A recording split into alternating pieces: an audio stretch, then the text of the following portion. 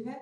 पुनः हम आपको तीसरे प्रश्न को सॉल्व करेंगे। जैसे क्वेश्चन नंबर पहले में 5-6 प्रश्न दिए गए थे और वहां पर मिसिंग वर्ड हमको ज्ञात करना था। जो ए और डी, एन और एन 4 ऑप्शन थे, उसमें से कोई एक गायब कर दिया था और जो गायब थे उसी को ज्ञात करना था। लेकिन यहाँ पर यह श्रेणी के रूप में दिया है आपको, अरिथमेटिकल प्रोग्रेशन है यह। तो कह रहा है कि इसमें से जो बॉक्स मतलब बॉक्स बना दिया गया है, तो बॉक्स में कौन सी संख्या होनी चाहिए ताकि यह समांतर श्रेणी में हो। यह देखा जाए तो अरिथमेटिकल प्रोग्रेशन के रूप में मिलना चाहिए। तो यहाँ पर दिया है 2 और अंत में 26, बीच में एक बॉक्स दिया है और इस बॉक्स में कौन सी संख्या रख दें तो हमको ये पता चल जाएगा कि यह समांतर श्रेणी में है। ठीक है। उसके बाद दूसरे क्वेश्चन में देखो 4 पद हैं, 4 टर्म दिए गए हैं, लेकिन 2 का मान गायब है और 2 की वैल्यू दी गई है। तो उनकी बॉक्स में कौन से नंबर को पुट करना है ये हमको ज्ञात करना है। ठीक है। तो चलो पहले क्वेश्चन को सॉल्व करते हैं हम। यहाँ से सॉल्व करना शुरू करेंगे। जैसे 2 और बॉक्स दिया है और 26, 3 पद दिए गए हैं। तो अगर इनको हम सॉल्व करते हैं बाबू, तो देखो a की वैल्यू हमको पता है, a की वैल्यू a1 2 है। ठीक है। और a2 का मान हमको नहीं पता है। ठीक है। a2 का मान बॉक्स है, अगर चलो बॉक्स यानी क्वेश्चन मार्क देते हैं। a3 का मान 26। ठीक है। तो वैसे d की वैल्यू निकालने के लिए हम क्या जानते हैं, d अगर निकालते हैं सर्वानुपात तो दूसरे पद में पहले को माइनस करते हैं ना। अगर यह एपी में है तो अगर तीसरे में हम दूसरे को माइनस करें, तीसरे में और दूसरे को माइनस करें तभी तो उतना ही ना आएगा। इसका ये तात्पर्य हो गया, अगर आप d1 इक्वल टू d2 के बात करते हो, अगर एपी में है तो इनका सार्वनुपात इक्वल होना चाहिए। या d1 और d2 की बात करते हैं तो क्या लिख सकते हैं, इसका क्या होता है t2 माइनस t1। अच्छा है, हम a1 a2 और ऐसे रखें तो ऐसे मान रख सकते हो, यानी a2 माइनस a1, आई साइड में a3 माइनस a2, ऐसे आप रख सकते हैं। यानी ये फार्मूला है, यानी d1 d2 बराबर होना चाहिए। सपोज करो हम यहाँ पर x ले लें, मान लो यहाँ पर 4 नंबर ले लिए, वेरिएबल नंबर पुट कर लिए हैं, x की वैल्यू हमको निकालनी है, वहां पर कौन सी संख्या है हमको पता करना है, यही ना है। तो चलो a2 का मान क्या है x, a1 का मान क्या है 2, दूसरे साइड में a3 का मान और a2 का मान x, ऐसे कर दीजिए। अब देखो x वाले को एक साइड में कर दीजिए और जिनके पास जो कांस्टेंट नंबर है बिना x वाले पद हैं एक साइड में। यहाँ x है, इस वाले x को इधर लाएंगे तो प्लस x, इधर 26 इनको इधर ले गए तो प्लस 2, तो 2x इक्वल टू 28 यानी 28, तो x के मान 28 बट्टे में 2 यानी 14। यानी यहाँ पर जो गायब है वहां पर क्या होना चाहिए 14। अगर 14 पुट करते हैं तो ये समांतर श्रेणी में हो जाएगा। इस तरीका से जो गायब था वो हमको प्राप्त चल गए। ठीक है। इस तरीके से क्वेश्चन सॉल्व हो जाते हैं। ठीक है। चलो ये तो अभी आसान था, इससे भी हार्ड दूसरे क्वेश्चन के पास चलते हैं। देखो वहां पर दो नंबर है जो गायब है, 2 पद नहीं दिए गए हैं। आ जाइए यहाँ पर लिखते हैं दूसरे को, बॉक्स खाली है 13, बॉक्स खाली है 3। अब इससे आपको पता चल रहा है ना यहाँ 13 है यहाँ 3 है, यानी घटते क्रम में है। ठीक है। तो यहाँ पर बाबू यहाँ पर नाम देते हैं A1, A2, A3, A4 ना है बस की बात करें तो हमको जैसे यहाँ पर अभी सॉल्व किए हैं वैसे यहाँ भी कर सकते हैं, या किसी भी दो संख्या दो पद का डिफरेंस निकालते हैं तो इक्वल होना चाहिए। अगर मान लो जैसे अगर d1 बराबर d2 तो इनके जगह पर ऐसे लिख सकते हैं ना, तो अगर इसको इसमें घटाएं तो कितना बचा, उसी तरीके से इसको इसमें घटाएं तो उतना ही बचेगा, या इक्वेशन बना सकते हैं। देखो यहाँ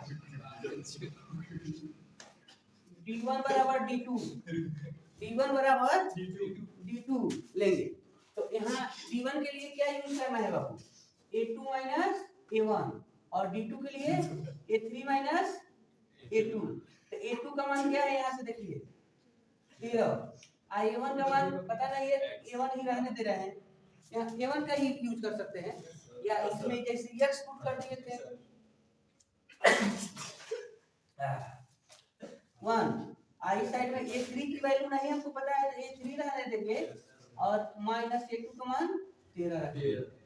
अब देखो 13 को इधर ट्रांसफर कर लो, 13 यह 13 है तो प्लस 13, इधर A3 है और यह माइनस इधर जाएगा तो प्लस A1 किया, तो A3 प्लस A1 की वैल्यू क्या मिल गई 26, इक्वेशन एक बन गया। ठीक है, तो अभी इन तीनों का नहीं यूज किए थे, इन तीनों का नहीं यूज किए थे, तो D1 और D2 की बात हुई है। अब इस राउंड में हम इन तीनों का यूज कर देते हैं। ठीक है, कोई भी तीन का यूज कर सकते हैं, मतलब पास पास क्रम से जो नंबर होंगे उनका यूज करना है, बात नहीं। हम आगे से 3 नंबर लिए थे, अब यहाँ इस तीनों को ऐड करते हैं, तो यहाँ भी आप मान लो इन तीनों का यूज किए थे, D1 D2 आया था, अब आप नोट कर सकते हैं D2 और D3। चलो एक पद यानी एक और सारा अंतर निकालते हैं। ठीक है, तो इनके लिए आप यूज करेंगे हाँ 3 माइनस A3 माइनस A2 इधर A4 माइनस A3। ठीक है, तीसरे पद में दूसरे पद को घटाना है, तो तीसरा पद हमको पता नहीं है, तो A3 ही लिख देंगे वहां पर, A3 ही रहेगा, और A2 का मान हमको पता है बाबू 13, A4 का मान 3 और A3 को ऐसे रहने दिए। ठीक है, अब आ जाओ A3 को इधर ला, इधर A3 है ये है, और यह A3 इधर है तो प्लस A3, इधर 3 और एक को इधर ट्रांसफर करेंगे तो प्लस 13, यह जुट गया, कितना हो गया, यह 2A3 हो गया, 2A3 और यह हो गया 16, 13 3 16, A3 की वैल्यू मिल गई बाबू 16/2, तो A3 का मान हो गया 8, मतलब यहाँ पर हमको क्या करना है 8। अब इसका भी मान ज्ञात करना था पहला पर, तो आ जाइए यहाँ लिखते हैं A3 का मान 1 में रखने पर, समीकरण बनाए है ना, समीकरण 1 है ना यहाँ पर, मान लो A3 प्लस A1 बराबर 26, तो A3 की जगह हमको 8 लिखना है, 8 प्लस A1 बराबर 26, तो A1 बराबर 26 माइनस, तो घटाइए A1 के मान 8 माइनस कर दो तो 18 बचेगा, 18 मिल गया। तो श्रेणी अगर बात करें हमको श्रेणी क्या मिल गई, देखो A की वैल्यू यहाँ मिल गया है 18, यहाँ 13 दिया ही है, यहाँ 8 हमको मिल गया और एक 3, इस तरीके से यह सीरीज हमको प्राप्त हो गए। ठीक है, यानी यहाँ पर कौन कौन नंबर था वो हमको पता चल गया 8 और 18। ठीक है, तीसरे क्वेश्चन को अगर सॉल्व करते हैं, तीसरे में देखिए, तीसरे में है बाबू यहाँ पर भी 2 गायब है, 5 ब्रैकेट तुरंत ब्रैकेट और 9 सही 1/2 ऐसे दिया है ना, दूसरा और तीसरा पद नहीं दिया है, तो सेम इसी का प्रोसेस हमको अपनाना है। A1 यह हो गया A1, यहाँ A2 A3 A4 ऐसे होंगे, इसी के टाइप सॉल्व करिए। D1 बराबर D2, तो D1 का मान क्या है बाबू, दूसरे में पहले को ना माइनस कर रहे हैं, तो यहाँ लिखिए A2 माइनस A1 D1 का मान, और D2 के लिए A3 minus A2, A3 minus A2, आओ A2 का मान पता है, तो ऐसे रहेंगे, A1 का मान पता है ना 5, A2 माइनस 5, A3 का मान भी हमको नहीं पता है, A2 का मान भी हमको नहीं पता है, ऐसे रहने दें। लेकिन देखो दोनों साइड में A2 है ना, मतलब इसको इधर ट्रांसफर कर लेते हैं, इधर -5 A3 माइनस A2 और यह भी आया तो माइनस A2, तो -5 equal to A3 minus minus ना दोनों है, तो -2A2 इक्वेशन इसको रख दो। ठीक है, अब आ जाइए, अभी आगे से 3 लोगों को ना पकड़े थे, अब पीछे से 3 लोगों को पकड़े, मतलब आगे से एक को छोड़ दी वो, तो ये अलग अलग भी निकाल सकते थे। D1 का मान हम निकाल लिए होते, एक बार D2 निकालते, एक बार D3 निकालते, बाद में उसको एक दूसरे से कंपेयर करते, इक्वल करने की कोशिश करते। या अब देखो हम D2 बराबर D3 दिखाते हैं, तो D2 को क्या लिखेंगे, D2 को क्या लिखेंगे बाबू, D2 के लिए तो देखो यहाँ D2 है, तो D2 के लिए लिखे थे ना A3 माइनस A2, तो यहाँ लिखना है A3 माइनस, और D3 के लिए 4, A4 माइनस A3, ऐसे हो जा रहा है, ठीक है। तब A3 का मान पता है नहीं, A3 का मान भी नहीं पता है, और A2 का मान नहीं पता है, माइनस इक्वल टू A4 का मान है 9 सही 1/2, तो 2 9 18 19, 19 बटा में 2 लिखेंगे, 19 बटे में 2 माइनस A3, ठीक है। तो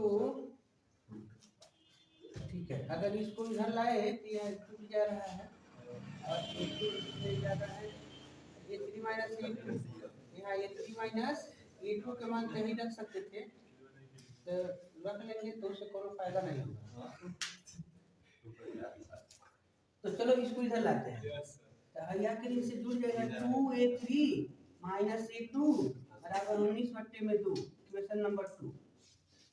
इसमें है A3 माइनस 2A2, मतलब इसमें A2 के संगे 2 गुणा किया है, और इसमें A3 के संगे 2 गुणा किया है, मतलब कोई सेम नहीं है। अगर हम क्या करते हैं, इक्वेशन 1 में x तो 2 से मल्टीप्लाई कर लें, या इक्वेशन 2 में 2 से मल्टीप्लाई कर लें। किसी एक में आप 2 से अगर मल्टीप्लाई करते हो तो या तो ये 3 का मान या ये 2 का मान मिलेगा, मतलब विलोपन विधि का हम यूज करने वाले हैं, क्योंकि आपको 2 समीकरण दिए जा रहे थे, तो विलोपन या प्रतिस्थापन ऐसे विधियों का प्रयोग करके हम x y की वैल्यू निकालने का कार्य करते थे, तो वहाँ यहाँ पर वही काम करना है, ठीक है। यहाँ लिखेंगे समीकरण 1 में 1 गुणे 2 प्लस 1 गुणे 2 प्लस, नहीं प्लस नहीं करेंगे, दोनों माइनस माइनस है ना, -1 नहीं 2 से, चलो आज यहाँ लिखते हैं। तो समीकरण 1 में यहाँ है, तो 2 से मल्टीप्लाई करेंगे, तो पहले इस वाले में करेंगे, तो हो जाएगा 2A3 माइनस इसमें 2 से करेंगे तो 4A2, और इसमें 2 से करेंगे तो -10। अब इस वाले को इसके नीचे लिख लो, इस वाले को लिखेंगे तो 2A3 और माइनस A2 बराबर 19 बटे में 2, कहे ना घटाने के लिए तो चिन्ह बदलता है, ये माइनस हो जाएंगे, माइनस है तो प्लस, और ये माइनस, ए निगेटिव। तो चलो यहाँ पर -4A2 में A2 हम प्लस करेंगे तो कितना होगा, कितना बच रहा है, -3A2, यानी वो घट जाएगा, मान लो ऊपर का माइनस है नीचे का प्लस है। आ जाओ यहाँ पर थोड़ा सा बता दें, -10 है, हमको माइनस करना है 19 बटे में 2, तो हर बराबर नहीं ना है, क्रॉस गुणा कर देंगे, इनका इनसे गुणा करेंगे तो -20 और -19 बटे में 2, यानी हो जाएगा -20 और 19, चलो 39 बटे में 2, ठीक है। यहाँ लिखना है -39 बटे में 2, 39 होगा, ठीक है। अब देखो A2 का मान हमको मिल गया बाबू, अब यहाँ नीचे जाएगा ना भाग देने, -39 बटे में -3 गुणे 2, यहाँ से 3 हट गया, माइनस माइनस प्लस, और 3 से 13 राउंड में कट जाएगा। A2 का मान हमको मिल गया 13 बटे में 2, 13 बटे में 2, मतलब हमको दूसरे पद के स्थान पर 13 बटे में 2 लिखना है, ठीक है। अब इसके जगह पर कौन सी संख्या आने वाली है, A3 का मान, यह हमको पता करना है।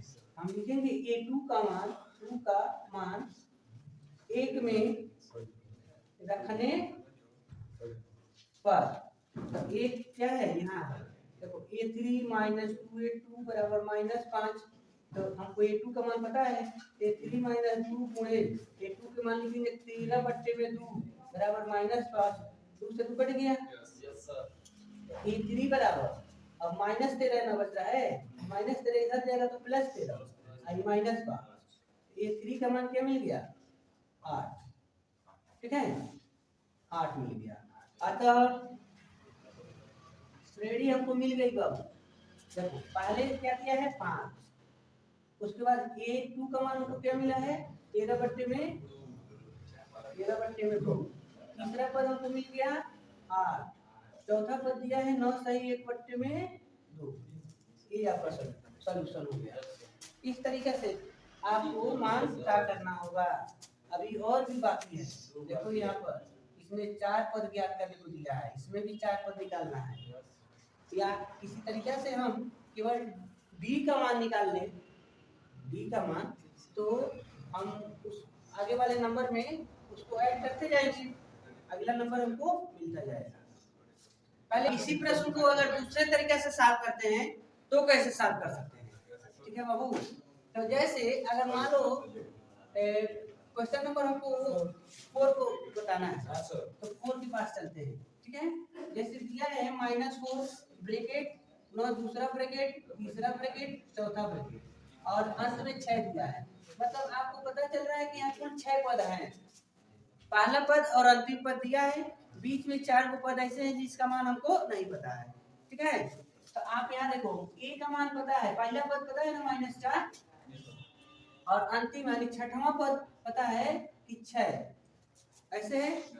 अब देखो पहले पद को हमेशा a लिखते हैं, ऐसे लिखा जाता है। हमको a2 का मान बताना है, a3, a4, a5 का मान बताना है। चलो पहले हम लोग देखें किसका मान मिल रहा है। अगर सॉल्व करते हैं तो बताओ a6 को क्या लिख सकते हो, a + 5b ऐसे लिखते हैं, ये यानी छठवें पद को a + 5d लिखते हैं ना, तो इसका मान 6 है, यानी a + 5d का मान 6 है, 6 है, गुड। अब तो पहला पद a का मान हमको पता है कि नहीं पता है, क्वेश्चन में पहला पद पता है ना, तो रख लो पहला पद। जैसे हम यहाँ -4 रखेंगे + 5d = 6, तो 5d का मान क्या मिल गया 6, इसको इधर ले जाओ +4, तो 5d = 10, तो d का मान क्या मिलेगा, d का मान 2, यानी 5 जाएगा ना 10 में भाग देने, तो d का मान क्या मिल गया। जब आपको पहला पद पता हो और सारवंतर पता हो तो कितना हो पद ज्ञात करना हो आप ज्ञात कर सकते हैं। अब आपको देखिए, अब बताओ हमको दूसरा करना चाहिए, आ जाओ a2 का मान निकालते हैं। a2 को लिख सकते हैं ना a + d, दूसरा पद को क्या लिखते हैं a + d। a का मान क्या है बाबू -4, और d का मान क्या है 2, तो ऐड कर लो -2, यानी इनके यहीं पर क्या आएगा -2। अब आपको चाहिए तीसरा पद, तीसरे पद को लिखते हैं a + 2d,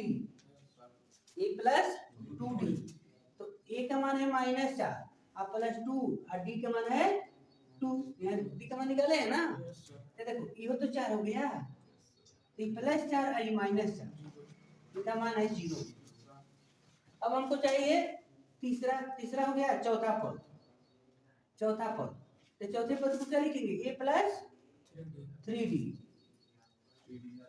तो a का मान है बाबू -4 + 3 × d का मान 2, तो -4 + 6 कितना हो गया, क्या 2 मिल गया, -4 को 6 में माइनस कर देंगे, ठीक है 2 बच गया। अब एक और पद है पांचवा पद, तो a + 4 ऐसे हो गया, तो -4 + 4 × 2, a का मान 4 -4, अब +4d है तो 4 × d का मान 2, तो कितना हो गया -4 + 8, यानी यहाँ हो गए 4। तब आपको श्रेणी मिल गई ना। अब देखो दिया था -4, दूसरा पद हमने निकाला -2, तीसरा पद हमने निकाला 0, चौथा पद निकाले 2, और पांचवा पद 4, और अंतिम छठवां पद दिया हुआ है 6। इस तरीके से ये सॉल्व होगा। जस्ट इसके पहले हम जो लगाए थे उस तरीके से लगाए होते तो इसी को सॉल्व करने में पूरा हमारा बोर्ड भर गया। समझ में आया, समझ में आया। चलिए कोई बात नहीं, उसको भी आप इस तरीके से सॉल्व कर सकते हैं। लेकिन चलो अभी उसको बनाने के पहले एक और है पांचवा, जैसे कि ब्रैकेट दिया हुआ है 38, उसके बाद ब्रैकेट कितना है 3, उसके बाद है -22। अब आ जाइए भाई, हमको पहला पद नहीं पता है लेकिन दूसरा पद पता है ना। प्रश्न में देखो, हमको पहला पद नहीं पता है, तीसरा निकालना है, चौथा निकालना है और पांचवा निकालना है। तो पहले जो दिया है उसको नोट करो, क्या दिया है 38 कौन सा पद है, 38 दूसरा पद है ना। और दूसरे को क्या लिखते हैं हम, a प्लस डी, यानी a प्लस डी का मान है 38। और ये बताओ एक और पद दिया है, एक और दिया है अंत में, कौन सा पद है, छठवां पद, 1 2 3 4 5 6 छठवां पद है, मतलब a प्लस 5d का मान दिया है माइनस, मान इक्वेशन 1 इक्वेशन 2 यही है तुम्हारा। तो क्या रहा है, ऊपर वाला नीचे, नीचे वाले को ऊपर लिख दे, अब माइनस कर दे, कट जाएगा ना, ये कट जाएगा ना, डी का मान मिल जाएगा। है जी, सुनो देखो, 2 में एक को घटा देते हैं, तो a प्लस 5d बराबर -22 और a प्लस d बराबर 38, तो माइनस करेंगे, यहाँ पर कितना है आया भी माइनस करेंगे, ये कट गया, और यहाँ पर 4d बराबर घटा रहे हैं ना, तो भाई दोनों माइनस से तो जुट जाएगा 50 5 ठीक है। तो डी का मान कितना हो गया 60 50 में 4 15 14 60, हाँ -15, डी का मान मिल गया बाबू -15। चलो डी का मान पता कर ले, पहला पद, तभी ना हम किसी भी पद को ज्ञात कर सकते हैं। तो डी का मान एक में रखने पर एक है, a प्लस डी बराबर 38, एक a प्लस डी का मान है -15, तो -15 38, तो a बराबर 38 प्लस 15, a का मान कितना हो गया बाबू, 8 5 13 को 3 3 1 4 1 5 53, a का मान 53, पहला पद मिल गया, गुड। आ जाइए, अब कौन सा पद आपको निकालना है, आपको a3 ना निकालना है, a3 को लिखेंगे a प्लस 2d, कर सकते हैं।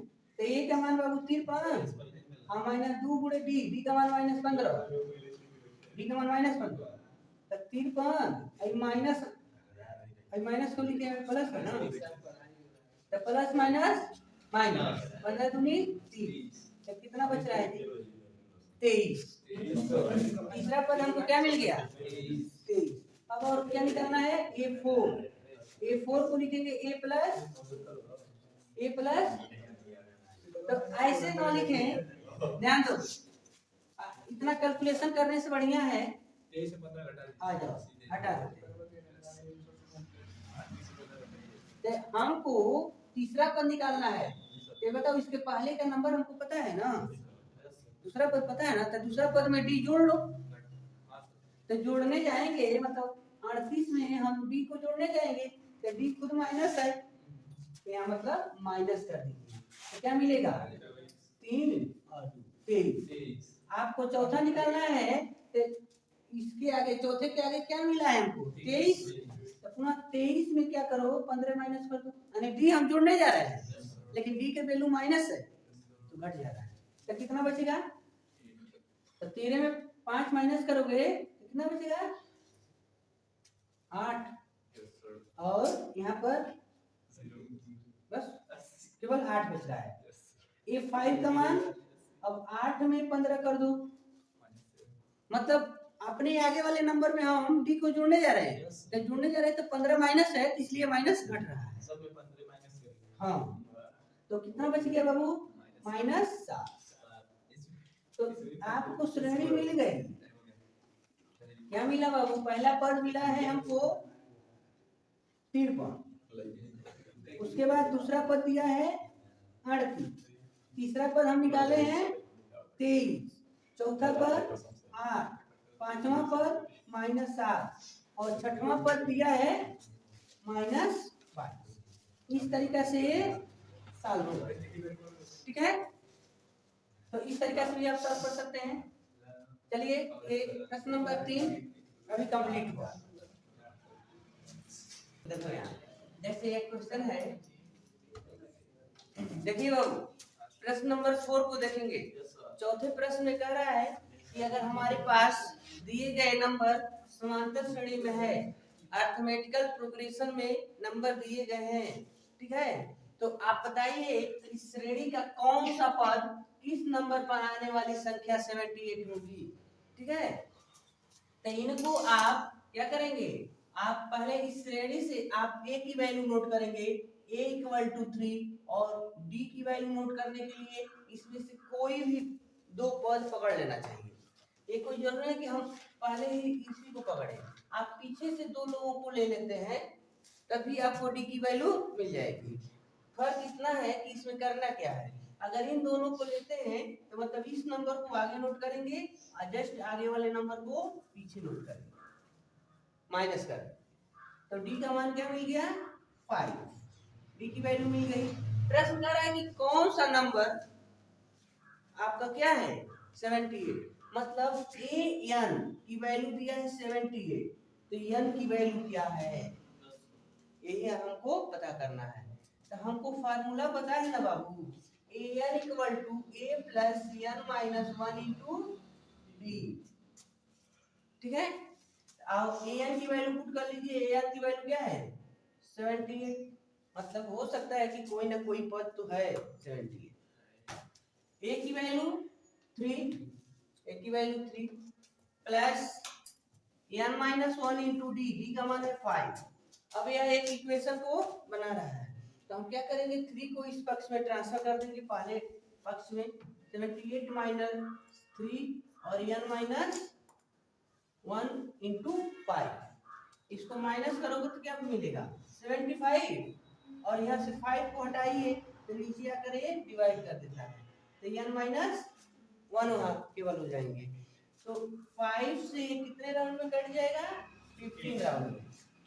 ठीक है, तो n - 1 = 15, तो n = 15 माइनस इधर प्लस हो, तो n की वैल्यू 16 यानी 16, यानी 16वां पद क्या है 78 है, यानी इस श्रेणी में 16 पद लिखे गए हैं जिसके स्थान पर 78 आया है। ठीक है, इस तरीके से इस प्रश्न का सलूशन आपको प्राप्त हो गया। आशा करते हैं कि आपको बहुत अच्छा लगा होगा, वीडियो को लाइक करिएगा। ठीक है, क्वेश्चन नंबर हम 5 को अगर देखते हैं यहीं पर, तो 5 में दो क्वेश्चन पूछे गए हैं। ठीक है, तो दो क्वेश्चन पूछे गए हैं, तो यहाँ देखिए पहले को हम सॉल्व करते हैं। कह रहे समांतर श्रेणी में से प्रत्येक में कितने पद हैं। बहुत अच्छा, यहाँ पर भी n की वैल्यू पता करना है, तो आप देखिए पहले में दिया है बाबू 7, मतलब 7, 13, 19 डॉट डॉट में दिया है, और उसके बाद दिया है 205, मतलब इसके बीच में कुछ ना कुछ पद दिए गए हैं। ठीक है, तो प्रश्न कर रहा है कि श्रेणी में कुल कितने पद है, कुल कितने पद हैं। ठीक है, तो इसी के टाइप को प्रश्न लगाना है। ये समझ लो कि जैसे इसमें पूछा था कि किस नंबर पर 78 है, तो वही काम यहाँ भी करो, किस नंबर पर 205 है, मतलब लास्ट में ही ना दिया है। तो अब शुरू से चलोगे तो पता करो किस नंबर पर यह संख्या लिखी गई है, कौन सा पद है, कौन सा टर्म है। ठीक है, तो इसी का यूज कर लीजिए। a की वैल्यू क्या है 7, d की वैल्यू इसको इसमें माइनस कर दो तो 8 हो जाएगा।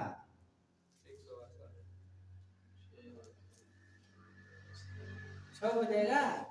गुड, बहुत अच्छा, हमने देखा कौन क्या बताते हैं। चलो an की वैल्यू मतलब लास्ट में कौन सा पद दिया गया है 205। ठीक है, इन्हीं का यूज करते हैं। an = a + n - 1 * d, तो an की वैल्यू क्या है, nवां पद क्या है या अंतिम पद क्या है 205, a की value 7 plus n minus one into D. तो 7 को पहले टैक्स में पहले साइड में क्या करेंगे, ट्रांसफर कर देंगे। तो 205 minus 7 n minus one into D का वैल्यू तो नहीं पुट किए हैं, 6 रख लो। चलो अब इसको माइनस करो, कितना बचेगा 198, और इधर n माइनस वन इंटू 6, तो इंटू 6 ना है तो वहां से हटाइए इसको।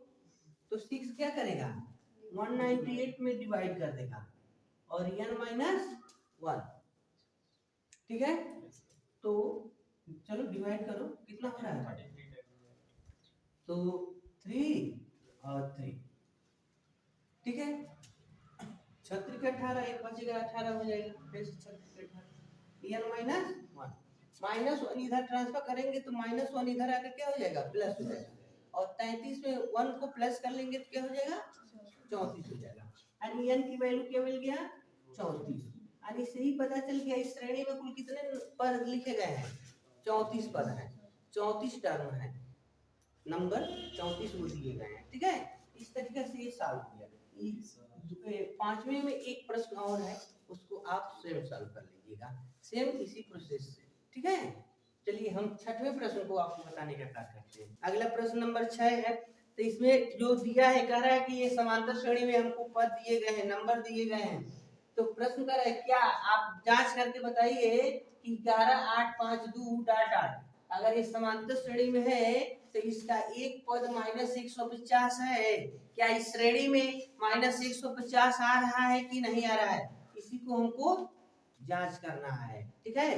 तो अगर n की वैल्यू निकालेंगे, हमको ये पता करना है कि यह 150 माइनस में 150 किस जगह पर खड़ा है, कौन सा पद है, n का मान निकालेंगे। अगर n का मान हमको मिल गया तो कहेंगे कि हाँ यह इस श्रेणी का पद है, और n की वैल्यू अगर प्राप्त नहीं होती है तो इस श्रेणी का पद नहीं है। तो सॉल्व करने का आसान तरीका लिखेंगे, a की वैल्यू 11 और d की वैल्यू, इसको इसमें माइनस कर दो तो -3, ठीक है। और an मतलब पता नहीं कहां पर है माइनस 150, तो उसको लिखेंगे an, ठीक है। हम लोग के फार्मूला है an equal to a plus n minus 1 into D.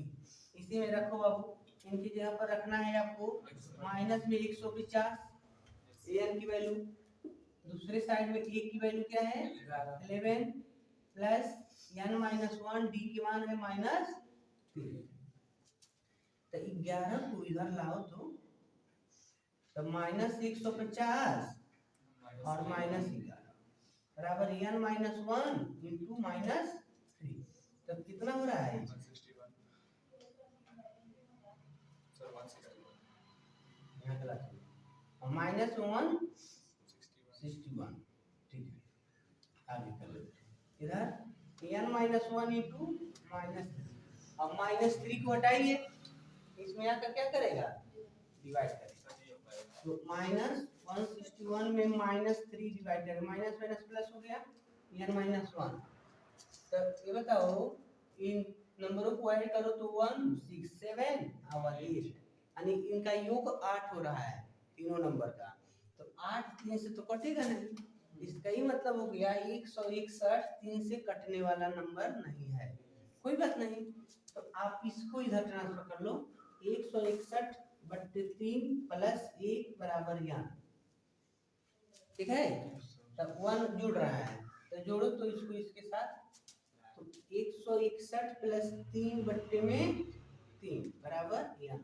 अब ऊपर कितना हो गया जा रहा है, यानी इक्वल टू पहले लिख लेते हैं, इसको जोड़ेंगे तो 164/3। अब देखो 6 4 10 से 11, तो 11 3 के पहाड़ा में 11 तो आता नहीं है, तो 3 से पूरा पूरा कटने वाला नहीं है, दशमलव में आ जाएगा, और n की वैल्यू दशमलव में आ जाएगी तो हम कहेंगे कि यह इस श्रेणी का पद नहीं है, या तो 10वां पद होगा ना तो 20वां पद होगा, 20.5वां पद नहीं ना कहोगे,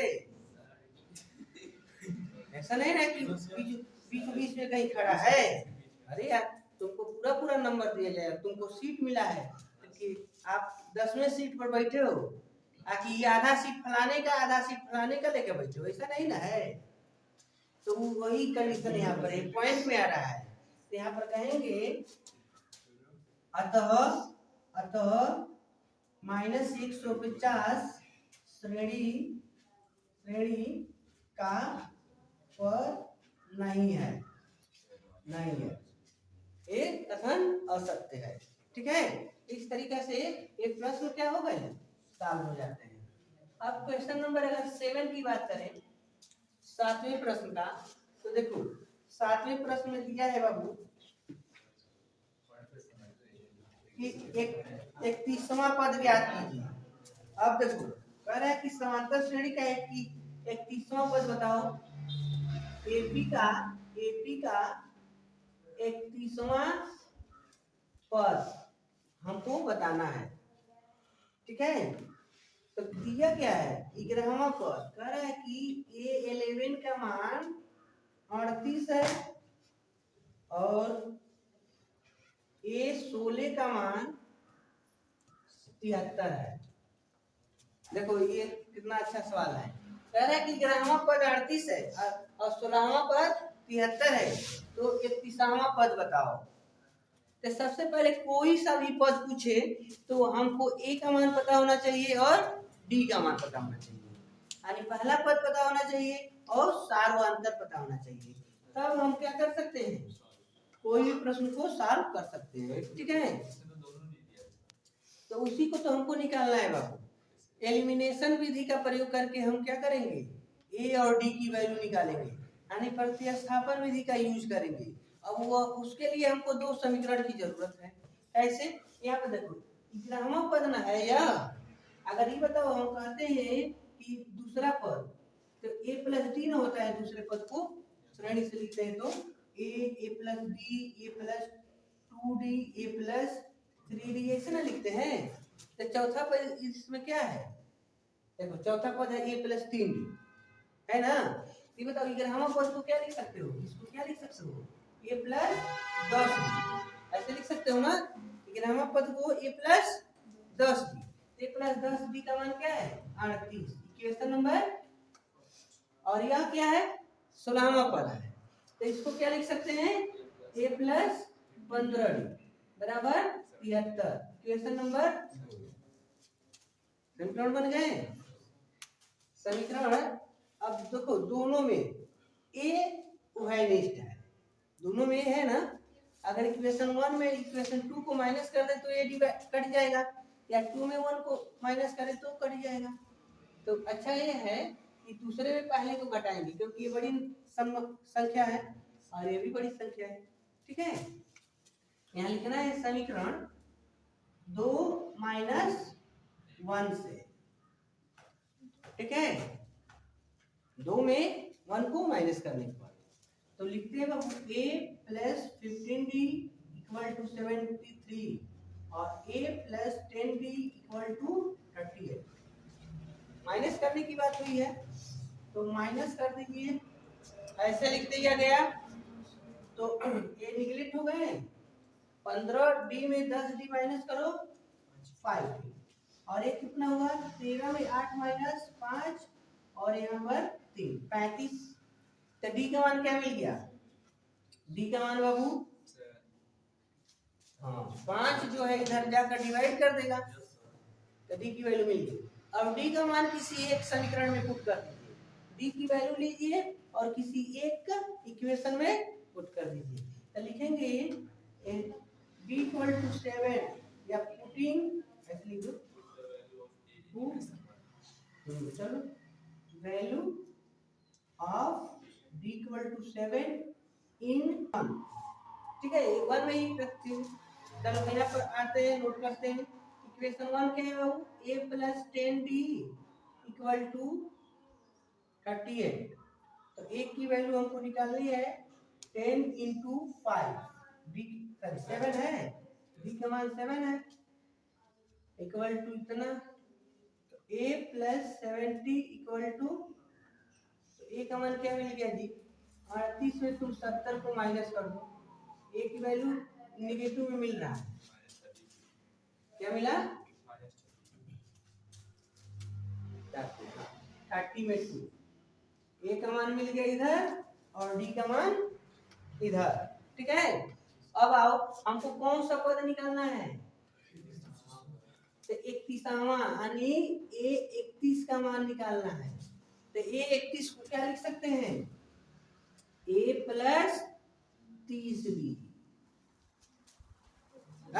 एक नंबर का वैसे ना लिखते हैं, तो ए की वैल्यू -32 प्लस 30 गुणे डी का मान यहां से उठाकर रख दिए, तो -32 प्लस 7 21 210 गुणा कर लिया गया ना, इसको इसमें माइनस कर दो। तो जैसे ही माइनस करेंगे बाबू 10 में 2 8 और 10 में 3 7 और 1। ठीक है, ठीक है, गलत है, 6 रहेगा कि 7 रहेगा।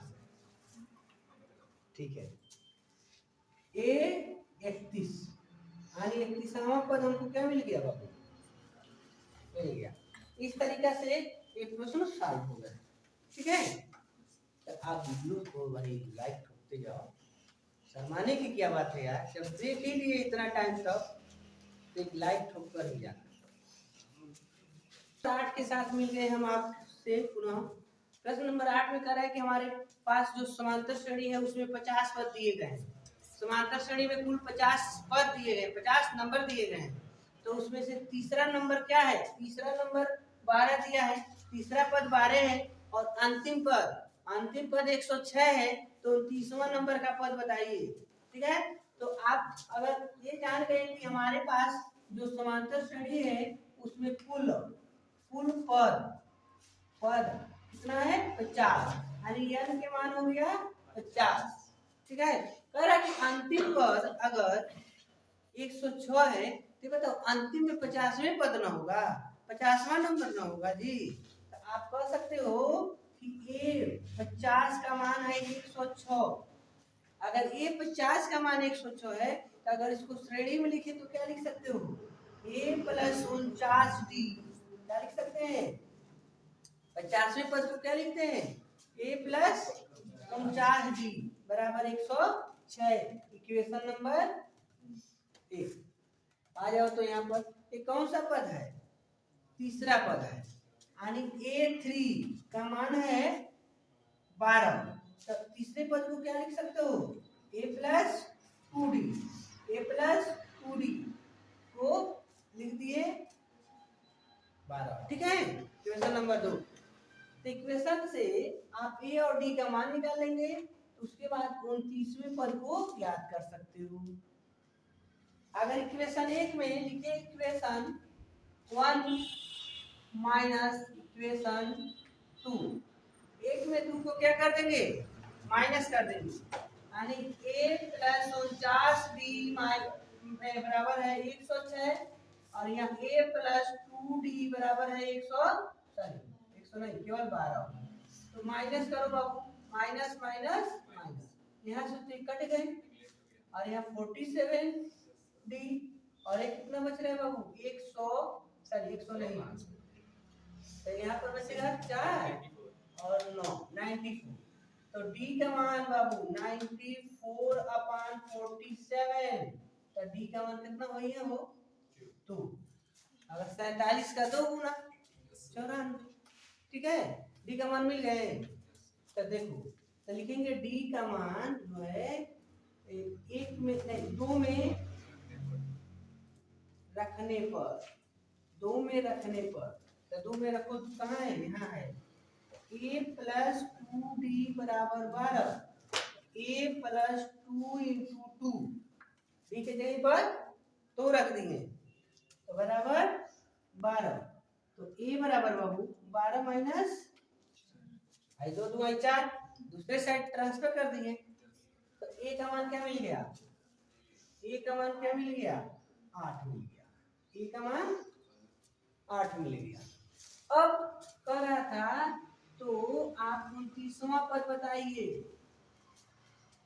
ठीक है, तो 29वां पद को क्या लिख सकते हो, ए 29 को क्या लिख दोगे, a plus 28d, a plus ठीक है, गुड। तो ए की वैल्यू 8 प्लस 28 गुणे बी की वैल्यू 2, 8 प्लस 1 गुना करो 16, 4 1 5 56 हो गया, जोड़ लो 8, आपको मिल गया 64।